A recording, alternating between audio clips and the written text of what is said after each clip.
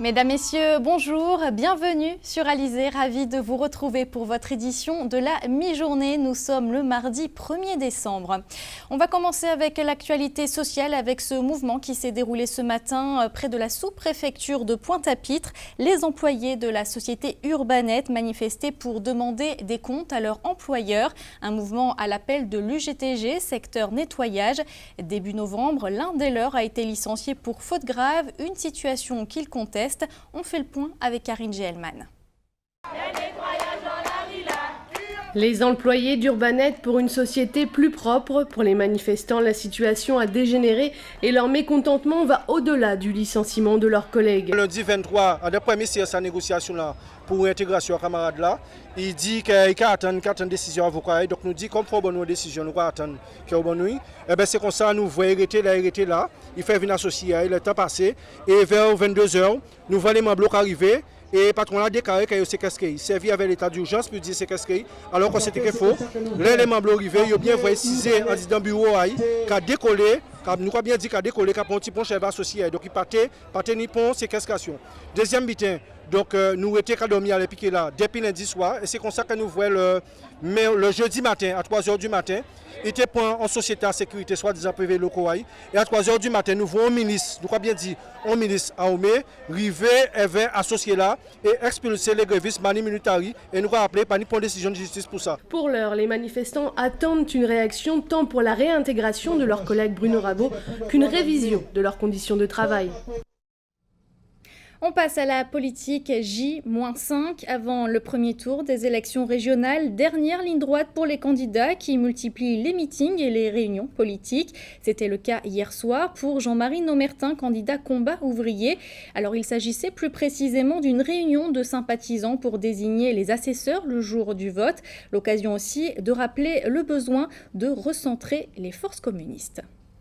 Mais en même temps, lancer la passerelle qu'il faudrait franchir vers tous les communistes, que les communistes se rassemblent pour faire autre chose. On a dit refaire le parti de Rosan Girard, refaire le parti d'Auguste Sainte-Luce. C'est dans un des hauts lieux de la résistance de l'UGTG, la maison Marie-Galante, que Combat Ouvrier a réaffirmé son souhait de réunir les courants communistes en un seul parti révolutionnaire. Depuis 1990, suite à les événements concernant la chute du mur de Berlin, surtout la scission au sein du Parti communiste guadeloupéen avec le PPDG, nous avons eu des rencontres avec le Parti communiste pour créer un véritable parti révolutionnaire communiste en Guadeloupe.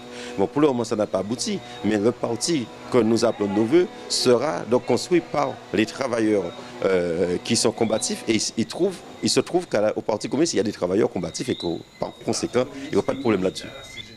Une union révolutionnaire pour contrer la montée de l'extrême droite. Parce que c'est en fait les grands partis de gauche communistes et socialistes français qui ont fait le lit du FN, puisque pendant des années, quand ils étaient au gouvernement, Mitterrand, puis après Jospin et autres, et maintenant avec Hollande, les socialistes, eh ben, ils mènent la politique du patronat. Ils ont accepté les licenciements, les politiques d'austérité.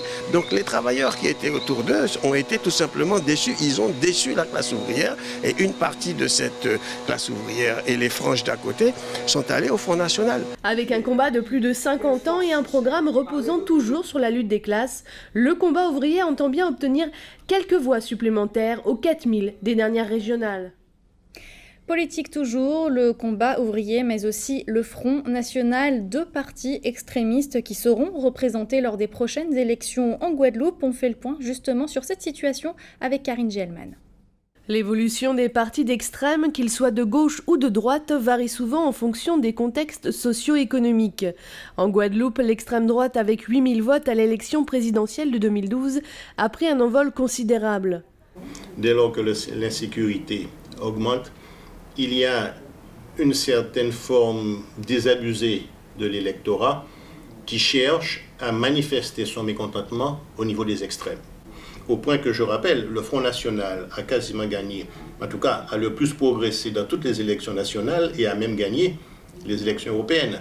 En effet, le Front National Guadeloupe bénéficie de l'impact de la montée du parti frontiste en métropole et en Guadeloupe, il compte entre 300 et 350 adhérents. Tout le monde est désinhibé, vous avez beaucoup de gens qui se prononcent maintenant ouvertement et catégoriquement pour le Front National. Alors, il n'y a pas à être surpris qu'ils cherchent à s'implanter, même en Outre-mer, puisque c'est devenu un parti tout à fait légitime. Marine Le Pen a été reçue par François Hollande, le président de la République. L'extrême gauche, de son côté, n'a pas profité du contexte socio-économique. Ces idées, à mon sens, ont de plus en plus de mal à, en tout cas, convaincre l'électorat.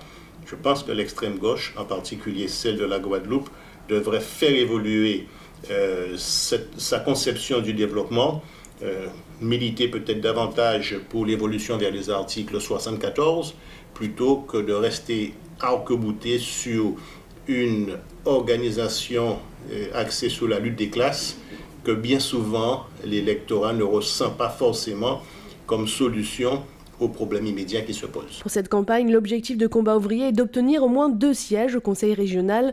En 2010, il a obtenu 3 911 votes, mais aucun siège. Chaque voix, même s'ils ne sont pas si nombreuses, mais chaque voix portée sur la liste de Combat Ouvrier, portée sur le camp de ceux qui se battent avec les opprimés, c'est pour nous très important. Alors, donc pour le moment, ils ne sont pas sensibles, Oui. à ce discours. Mais ça ne veut pas dire que demain, ce ne sera pas le cas. Pour l'heure, les derniers sondages annoncent des intentions de vote entre 1 à 3% pour les deux extrêmes, le Front National et Combat Ouvrier. On va parler de santé maintenant. Vous le savez, nous sommes le mardi 1er décembre. C'est la journée mondiale de lutte contre le sida. Près de 16 millions de personnes reçoivent un traitement à travers le monde. En Guadeloupe, 2000 personnes sont concernées par le VIH. Lors de cette journée, l'accent est mis sur la sensibilisation et sur le dépistage. Le CHU de Pointe-à-Pitre organise d'ailleurs à ce titre des opérations de dépistage gratuits et anonymes. Le reportage de Richard Scott-Tamar. Sur la place de la Victoire, à l'occasion de la journée internationale de lutte contre le sida, l'accent était mis sur les TROD, les tests de dépistage rapide à orientation diagnostique du VIH. C'est un test qui est très simple, avec un résultat très rapide, en 2 secondes. On a le résultat. Alors, il faut savoir aussi que le TROD, il y a des... Comment je peux vous dire ça? C'est-à-dire que tout le monde ne peut pas faire le TROD. Le TROD, c'est... Si vous avez eu des rapports 3 mois derniers non protégés, le TROD, c'est pas possible. Parce que pour pouvoir faire le TROD et avoir un résultat fiable, il faut qu'il y ait 3 mois où vous n'avez pas de rapport non protégé. D'accord? Si vous n'avez pas eu de rapport non protégé durant les 3 mois passés, le TROD sera fiable. Et vous faites le TROD, après 3 mois, vous faites un TROD, là ce sera fiable. D'accord? Sinon, si vous avez un rapport aujourd'hui, il faut attendre 6 semaines pour pouvoir faire la prise de sang par contre. Et 3 mois si vous n'avez pas eu de rapport non protégé. C'était aussi l'occasion d'éduquer les jeunes collégiens sur les risques du virus du VIH. C'était vraiment une occasion, une opportunité de venir ici, de voir les différentes personnes qui sont au courant pour nous renseigner, pour qu'après dans le futur, qu'on ne puisse pas commettre d'erreurs ou de bêtises. C'est vrai que les élèves du collège ont entre 10 et 14 ans, donc pour certains d'entre eux, ils ont déjà une sexualité, parfois non protégée. Ils viennent nous voir pour avoir des conseils, pour avoir des informations concernant les maladies sexuellement transmissibles, notamment le VIH, le sida. Donc oui, nous sommes confrontés tous les jours pratiquement à ce genre de problème. D'une manière générale, les chiffres des infections en Guadeloupe sont stables. Alors, en nombre de sujets identifiés et rentrés dans le circuit de soins, on est un peu en dessous de 2000 patients identifiés et traités. Le nombre de sujets infectés est probablement supérieur, mais on ne connaît pas tous les sujets infectés. Si on fait l'hypothèse que c'est à peu près la même chose qu'en métropole, c'est 1/3 des sujets infectés par le VIH ignorent qu'ils le sont. C'est probablement au moins autant ici en Guadeloupe. Rappelons que 36,9 millions de personnes à travers le monde vivent avec le VIH. Et sachez que vous pouvez faire ce test anonyme et gratuit jusqu'à 15h cet après-midi sur la place de la Victoire à Pointe-à-Pitre. Demain, cette opération se déroulera sur la place Tricolore à Sainte-Rose. Comme chaque début de mois, les prix du carburant changent. C'est une bonne nouvelle d'ailleurs ce mois-ci pour notre porte-monnaie puisque les prix baissent. Le litre de super sans-plomb sera à 1,28 €, soit une diminution de 2 centimes. Moins 5 centimes pour le gazole. Le litre vous coûtera 1,08 €. Pour info, c'est moins cher que le prix moyen constaté en métropole, mais ça reste tout de même plus élevé que sur l'île Sœur puisqu'en Martinique, le prix du litre de gazole est passé aujourd'hui sous la barre symbolique des 1 €. Enfin, baisse aussi donc en Guadeloupe pour la bouteille de gaz. Le prix maximum est fixé à 17,94 €. La conférence climatique de l'ONU sur le climat s'est ouverte hier à Paris. Jusqu'au 11 décembre, plus de 150 chefs d'État et de gouvernement vont tenter de trouver un accord universel permettant de réduire les émissions de gaz à effet de serre. À l'occasion de nous pencher sur les effets du changement climatique en Guadeloupe avec Muriel Barlagne. En Guadeloupe, 82% des émissions de gaz à effet de serre sont dues à la production d'électricité et au secteur des transports. Les Guadeloupéens sont de gros consommateurs d'énergie fossile, celle qui contribue au réchauffement climatique. Les conséquences de cette hausse de la température sont nombreuses sur un territoire qui se démarque par la richesse de sa biodiversité. Si les habitudes ne changent pas très rapidement, on pourrait aller vers une aggravation de certains phénomènes comme la sécheresse, les cyclones et autres inondations, mais pas seulement. L'une des conséquences serait en fait la submersion marine, puisque nous sommes sur un territoire insulaire, donc, et en plus de petite taille, donc les côtes sont de plus en plus impactées, puisque la mer, en fait, le niveau de la mer monte et donc les côtes en fait, de notre territoire en fait, diminuent de plus en plus, sont de plus en plus, on va dire, mangées, grignotées par la mer. Donc effectivement, c'est un problème majeur dont il faut prendre conscience en Guadeloupe. Par exemple, nous avons un dérèglement climatique, donc on voit qu'il y a de plus en plus de brumes de sable qui sont présentes et qui passent sur notre territoire, ce qui crée en fait une pollution avec un indice atmosphérique assez élevé. Donc voici l'une des conséquences aussi du réchauffement climatique, donc tout un dérèglement en fait qui se constate dans le monde entier. Parmi les autres effets observables, il y a le bouleversement des écosystèmes avec l'apparition d'espèces invasives, notamment le poisson-lion dans nos eaux. On peut aussi parler des coraux qui blanchissent et meurent. Et dans le cas donc de la COP21 qui s'est ouverte hier à Paris, la Tour Eiffel a pris les couleurs du Costa Rica, comme vous pouvez le voir sur cette image, pour saluer les efforts de ce pays de la Caraïbe en matière de défense de l'environnement, et notamment pour ses efforts pour la qualité de l'air avec ce message « 100% Pura Vida ». Le Costa Rica qui nous amène logiquement à parler de l'actualité dans notre grande région de la Caraïbe. À Sainte-Lucie, l'accès à l'eau va être amélioré pour les habitants situés dans les régions les plus défavorisées. Et puis il sera également question ce midi d'un accord de ciel ouvert entre le Guyana et les Émirats Arabes Unis. Voici la Minute Caraïbe. La Banque de développement des Caraïbes, la BDC, a lancé cette semaine 2 projets qui permettront d'améliorer l'accès à l'eau pour les habitants qui vivent dans les régions les plus défavorisées. Nous sommes heureux d'appuyer ces 2 projets qui, une fois terminés, permettront d'améliorer l'accès à l'eau pour les gens qui en ont le plus besoin et pour stimuler la croissance économique et le développement social à Sainte-Lucie, a déclaré Andrew Dupini, chef de division de l'infrastructure économique. Ces projets visent non seulement à la mise à niveau de l'infrastructure d'approvisionnement en eau, mais aussi à résoudre le manque à gagner du fait des fuites d'eau et de l'absence de facturation de certains clients. Ces travaux sont soutenus par un financement de 14,8 millions de dollars américains fourni par la Banque interaméricaine de développement et la Banque européenne d'investissement, la BEI. Le gouvernement apporte des modifications législatives concernant les sucreries, les chocolats et les boissons gazeuses qui seront taxés plus sévèrement.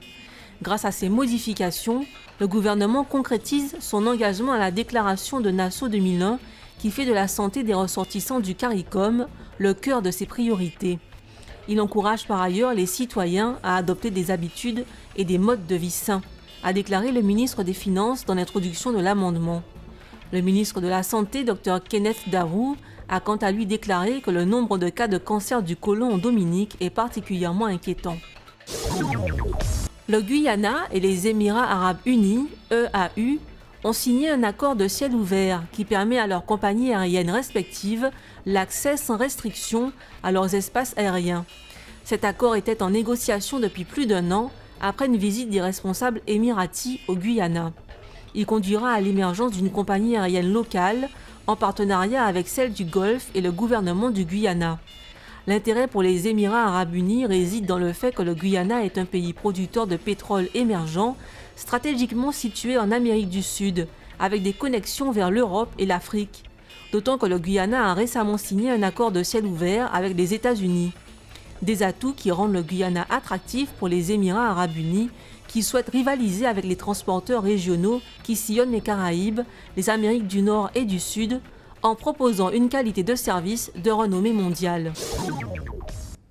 Retour en Guadeloupe, on va parler de solidarité. Le week-end dernier, la Banque alimentaire a organisé sa collecte annuelle. Hier en métropole, les Restos du Cœur ont lancé leur 31e campagne hivernale. En Guadeloupe, il n'existe pas de Restos du Cœur, mais des structures tout de même accueillent et servent des repas aux plus démunis. C'est le cas à Pointe-à-Pitre avec la maison Saint-Vincent-de-Paul. Immersion avec Karine Gelman. 3 parcours de vie dans un lieu de vie, la maison Saint-Vincent-de-Paul. Johan a 30 ans, il est là depuis 1 mois. Jean-Claude est là depuis 19 ans. Et Jean-Paul, 51 ans, lui a vécu ici il y a quelques années. Aujourd'hui, il a repris le cours de sa vie, à son propre logement, et vient régulièrement aider les autres. Un bon moment, je suis un ancien parce que j'ai vécu dans la rue à un certain moment. J'ai fumé de la drogue, bébé de l'alcool, passé des nuits blanches et tout. Il y a un moment, avec la volonté, je me suis en sorti. La maison de Saint-Vincent-de-Paul est un lieu de rencontre et d'espoir pour ceux qu'elle appelle les usagers. Oui, pour moi, tout ce qui est là, c'est sur ma famille. Ouais, je connais tout le monde. Et j'aime même aussi les gens. Savoir ce que tu dois faire, si tu as besoin d'une maison, si tu as besoin d'un loyer, si tu as besoin de quelque chose, tu comprends? On peut t'aider. C'est pas on peut t'aider, on t'aide pour ça. Beaucoup de bonnes choses, hein, parce que la personne que vous voyez maintenant, là, c'était pas lui. Hein. Ah ouais? Ouais, je suis fier de moi maintenant. Du courage, du soutien, de l'énergie aussi, et beaucoup de compréhension par rapport à la vie, l'existence et ce qu'on peut vivre dans la galère. La maison dispose d'un centre d'hébergement, mais propose aussi des activités sportives. Un soutien important. On avait beaucoup de jeunes en errance. Maintenant, ces jeunes-là vieillissent, ils sont toujours en errance. Mais il y a aussi un public de vieux qui ont des problèmes financiers, parfois qui sont retraités, qui ne peuvent pas se gérer avec le peu d'argent qu'ils gagnent. Tous les jours, 3 repas sont servis. Au moins 150 repas aujourd'hui, 100, 110. Le petit déjeuner plus d'une trentaine, hein. Faut monter plus d'une trentaine de petits déjeuners. Le soir, 15, 20, ça dépend. Et en principe, c'est 32 lits, mais on sert à peu près... on sert au nombre. Hein. On fait 35 repas le soir. En fait. La présence des usagers ici est souvent due à un accident de vie. Il y a des problèmes sentimentaux, il y a des problèmes familiaux, il y a des problèmes professionnels, financiers, il y a divers facteurs qui font qu'ils arrivent à la déchéance. Peu de femmes sont présentes parmi les usagers. Elles sont courageuses. Il y en a qui restent une journée ici, qui restent 2 jours ici. Mais c'est vrai que vous allez souvent les voir de passage. Parce que je pense que le côté de la dignité, de la fierté, et puis fait que